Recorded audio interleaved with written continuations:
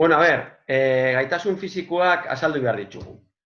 Eta azteko hasiko gara indarra azaltzen. Vale, bueno, zuk proposau zinuan ez hori, Iban, hasi zaitzezu azaltzen. Joe, eske ez dakit. Eske gai hau gorputz hezkuntzan oso gai tipikoa da. Bai. Zuek lasai nik etxeko lanak egin ditu dela. Bai, interneten behitzu dozu ala. Ez asko zobeto, Marijori galdetu nion. Marijo. Eta zer esan zuen?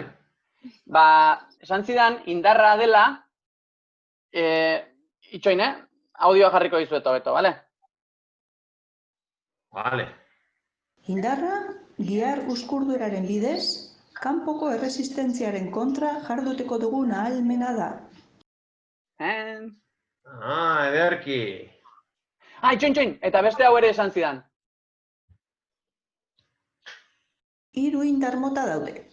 Indar maximoa, abiadura indarra edo lehergarria, eta erresistentzia indarra.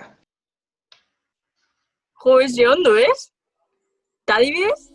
Indar maximoa, gainditu beharreko pisua oso handia denean, egin daiteken indar handiena da. Adibidez, harri jasotzaile batek egiten duena. Abiadura indarra edo lehergarria, pisu edo erresistentzia ertainak abiadura maximoaz mugitzeko ahalmena da. Adibidez, pilotari emateko egiten duten indarra.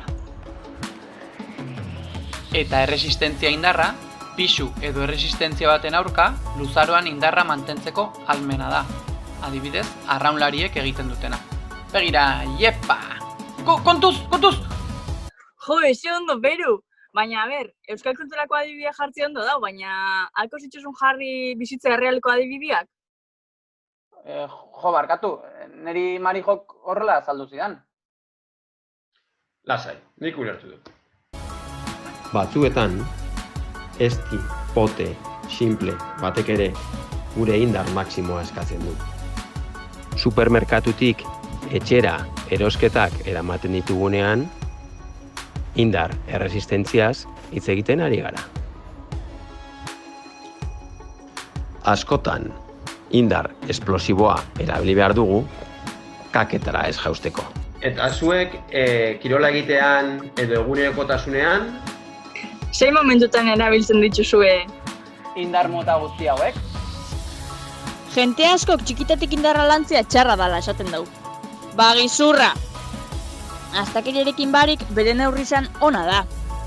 30 urtera arte gutxi gora bera gaitasun hau nabarmen hobetzen juten da, baina aldi berian, pixkanaka gaitasun hori bebai galtzen joango da. Agureak kontu zibilibia dia minik hartu ez dezaten, baina horrek ez dago esan nahi, kontuz, indarra landu ezin dutenik.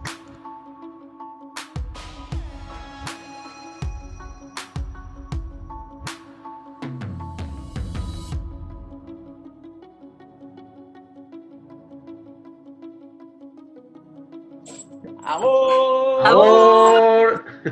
Txau!